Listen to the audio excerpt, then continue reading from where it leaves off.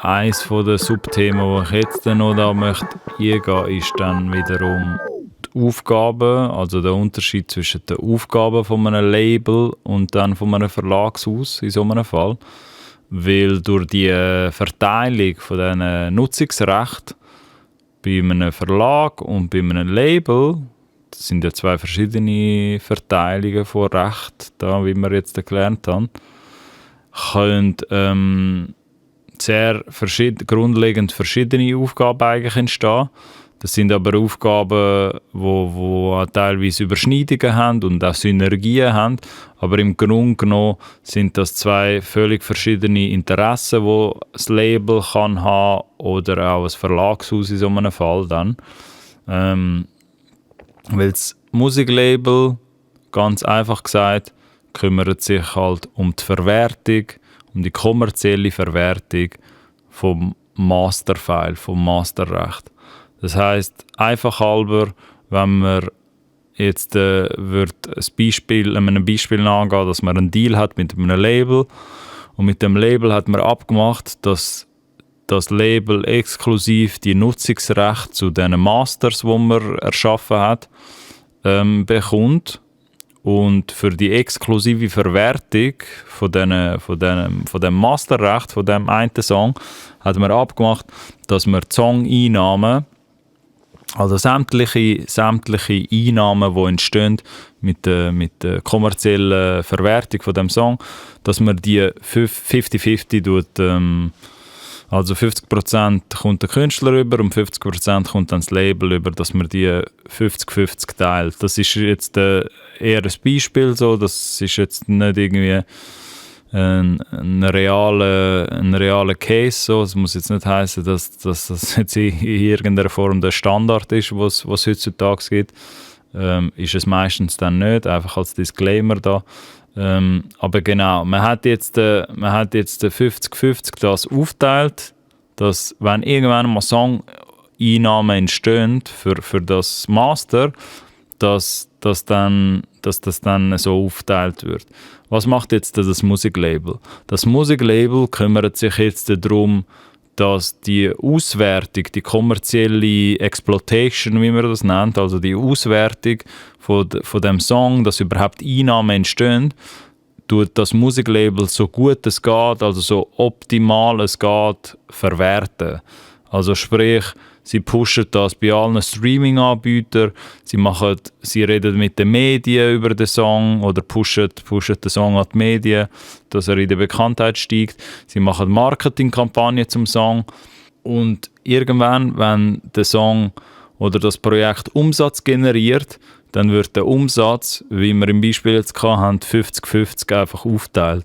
Also wenn der Song jetzt dann in so einem Fall 10'000 Franken Umsatz generiert fürs Label, dann werden 5'000 Franken an den Künstler gehen und 5'000 Franken bleiben beim Label, weil man einen 50-50-Deal jetzt gemacht hat. Es sei denn, es sind dann noch gewisse Vorschüsse, die gedeckt werden beim Künstler auf der Künstlerseite oder gewisse andere Ausgaben, die man auch gegen verrechnen kann. Aber wenn jetzt irgendwelche Song-Einnahmen eigentlich entstanden sind, dann, oder die 10'000 Franken in so einem Fall, dann hätte man das einfach 5'000 Franken für den Künstler bekommen und 5'000 Franken wären beim Label gewesen.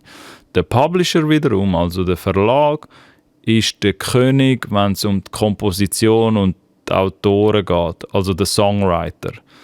Der Grund, wieso man würde einen Vertrag eingehen mit einem Publisher, ist eher ein Mehrwert, oder sollte man eher als Mehrwert ansehen, wenn man jetzt würde in Kontakt kommen mit anderen Produzenten oder anderen Künstlern oder Songwriters, mit denen man zusammen einen Song machen kann. Oder man ist jetzt Autor zum Beispiel, man ist sehr gut im Texten von gewissen Lyrics, aber es fehlt einem die Komposition oder die Musikproduktionen, dann kann ein Verleger, also ein Musikverlag oder ein Publisher, kann dich unter Vertrag nehmen, aufgrund von deiner lyrischen Stärke, die du hast, weil du halt gut texten kannst, und kann dir nachher durch ihre Connections, die sie haben, die das Verlagshaus haben, kann dir zum Beispiel andere Produzenten stellen oder dich mit Produzenten in Kontakt bringen, die wiederum auch bei dem Verlag unter Vertrag sind, oder dich auf gewissen Songs platzieren von Künstlern, wo der Verlag erfahren hat, die Künstler suchen gerade im Moment, also der Interpret, der Performing Artist, sucht im Moment gerade nach neuen Songs. So, das ist dann auch kein Geheimnis, dass es ja da Songwriter im Hintergrund gibt, wo dann für gewisse Popkünstler oder andere Künstler dann aus anderen Genres Songs schreiben. Und dass dann der Verlag dem seine Aufgabe sozusagen, weil sie dich als Autor unter Vertrag haben, als Komponist oder Autor, dich mit anderen Künstlern oder mit anderen Songwritern vernetzen möchte, dass du möglichst irgendwann einmal als Endziel vielleicht ein Song entsteht oder irgendeine Komposition, die man verwerten kann oder ein Text. Dort ist der Verlag daheim, dort ist der Publisher daheim. Der Publisher kann dich also als Songwriter oder als Autor, aber das ist so modern, der Songwriter eigentlich, kann dich in der Szene verknüpfen mit anderen Partnern, aber auch mit anderen Künstlern.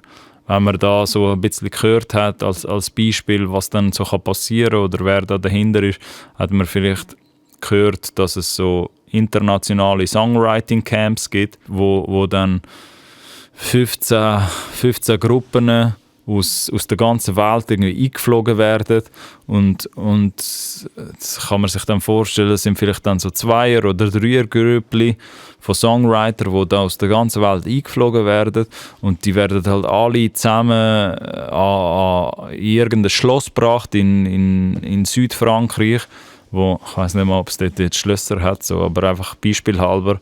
Irgendwo in Frankreich gibt es dann ein Schloss, wo sich alle zusammenfinden und extra eingeflogen werden.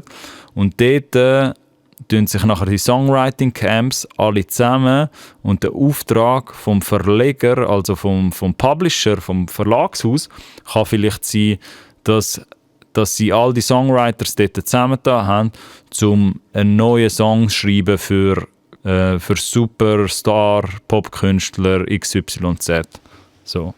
Und meistens, oder in den meisten Fällen, sind dann halt so Songwriting-Camps vom Verlagshaus organisiert und koordiniert.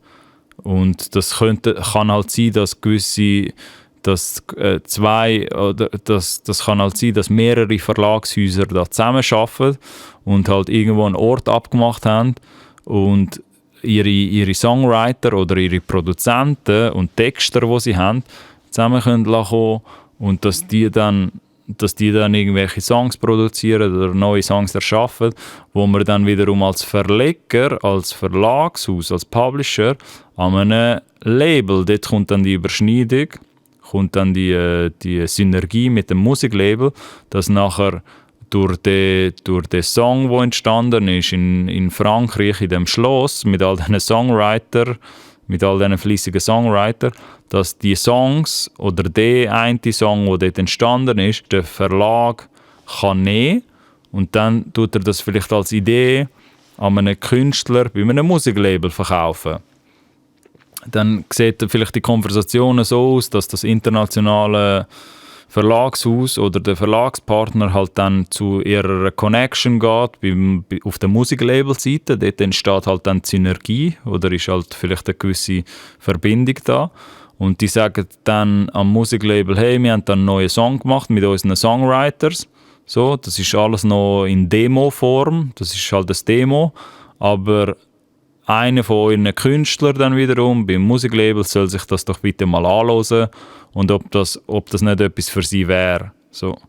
Und in den meisten Fällen oder in der modernen Art, wie man halt Songwriters vertreten tut, als Verlag, als Publisher, entstehen so die meisten Song-Placements, nennt man das dann. So, dass sich Songwriter dort zusammentun und vielleicht halt auch bei einem Verlag unterschrieben haben oder du als Autor selber bei einem Verlag unterschrieben hast.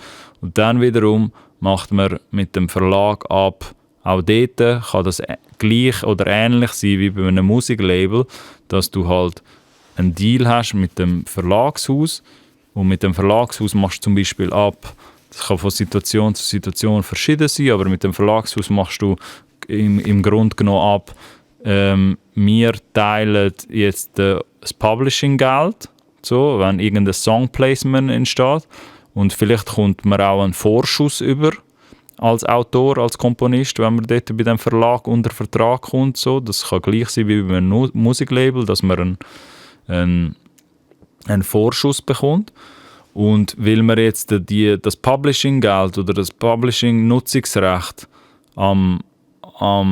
also das Verlagsrecht, das Nutzungsrecht zum Text und zu der Komposition, weil man das jetzt am Publisher übertragen hat, in den meisten Fällen ist das halt auch exklusiv mit einem Partner, dann ist es im Interesse von dem Publisher, von dem Verlag, dass der Publisher dich als Texter oder als Autor oder Komponist auf möglichst viele Songs oder an möglichst viele Partner deine Fähigkeiten, die du hast, möglichst Netzwerke tut für dich und connecten tut dort, weil ja durch die Connections, die nachher die Verlagshäuser wieder haben, verdient ja der Verlag auch etwas mit, weil er halt mit dir einen Vertrag hat. So.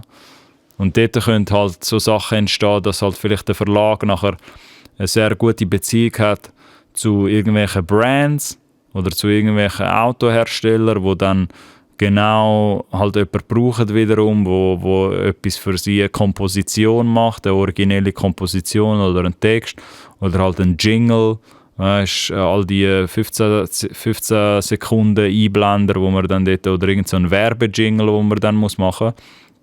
Und in vielen Fällen, wenn das halt der Autor nicht selber macht, der Songwriter nicht selber macht, ist dann der Verlag dort dazwischen, wo die Connection vielleicht aufgestellt hat mit dem Geschäftspartner, wo man dann hat und sich sagt, hey, wir haben da sowieso einen Songwriter gerade unter Vertrag genommen und der kann das so, der hat die Fähigkeiten, um das zu machen, und weil aber die Verbindung über den Verlag entstanden ist und weil man halt mit dem Verlag jetzt eine Abmachung hat, dass man 50-50 zum Beispiel jetzt dass die Publishing-Entschädigung teilen, dann kommt halt der Verlag, wenn jetzt die Werbefirma für die Komposition von dem Songwriter 50'000 Franken zahlt, dann kommt der Verlag die Hälfte von dem über, weil man das vielleicht jetzt 50-50 einfach abgemacht hat. So. Das Gleiche ist dann wiederum, wenn es um Song-Publishing geht. Das heisst, der Verlag hat dich als Songwriter irgendwo bei einem grossen Künstler platziert, dass du einen von deinen Songs oder einen von deinen Demos, die du gemacht hast, dem grossen Künstler kannst verkaufen. Und vielleicht entsteht da eine Entschädigung, weil der Künstler oder das Label halt dann auch eine einmalige Gebühr zahlt, also eine einmalige Gebühr von einfach beispielhalber jetzt 10'000 Franken, allein, dass er überhaupt die Songkomposition und den Text übernimmt. Und dann macht man halt vielleicht ab, dass wenn irgendwie weitere Einnahmen entstehen, zukünftig, wenn jemand die Komposition oder den Text verwendet, dass man halt dann x% bekommt. Das kann 1/3 sein, das kann die Hälfte sein, das kann 25% sein, je nach Situation, dass man das dann auch mit dem Songwriter, der über den Verlag gekommen ist, dass man das dann als Künstler, als Interpret mit dem dann aufteilt. So. Und weil halt, wenn man jetzt von 50-50 ausgeht, dass jetzt der eine Songwriter über den Verlag hat einen Song platzieren bei einem Künstler und man hat jetzt mit dem Künstler abgemacht, weil man dort zusammen im Studio war und das zusammengeschrieben hat, den Text, hat man jetzt abgemacht, oder der Künstler hat jetzt noch irgendwie an deiner Demo hat er noch etwas geändert und hat ein bisschen eigenen Text noch einfließen lassen. Und jetzt hat man abgemacht, okay, das tut man jetzt einfach fair 50-50 aufteilen zwischen dem Künstler und dem anderen Songwriter. Wenn du jetzt natürlich aber als Songwriter bei dem Verlag unter Vertrag bist und mit dem Verlag auch eine Abmachung hast, dass du halt auch die Hälfte von deinen Einnahmen prozentual dem Verlag gibst, dann teilst du die 50%, die du für den Song bekommst, für das Publishing bekommst, musst du nachher noch mit deinem Verlag teilen. Ich hoffe, das macht dann Sinn. Aber im Endeffekt hat man dann nur 25%. So, wenn man natürlich am Verlag auch nochmal die Hälfte schuldet, oder je nachdem, wie man den Deal gemacht hat, dann kann es dann sein, dass man halt 25% bekommt für das Publishing bei dem jeweiligen Song, den man platziert hat. Und die anderen 25% kommt nachher der Verleger, der Publisher rüber. Und die 50%, die der Künstler wiederum bekommt, weil der Künstler halt auch im Studio war und den Song irgendwie ein bisschen abgeändert hat und ein bisschen mittextet hat, an die 50%, die tut dann der Künstler irgendwie verteilen, so wie er das verteilen muss. So, das ist dann wie so eine andere Sache und auch gar nicht in deiner Verantwortung. So.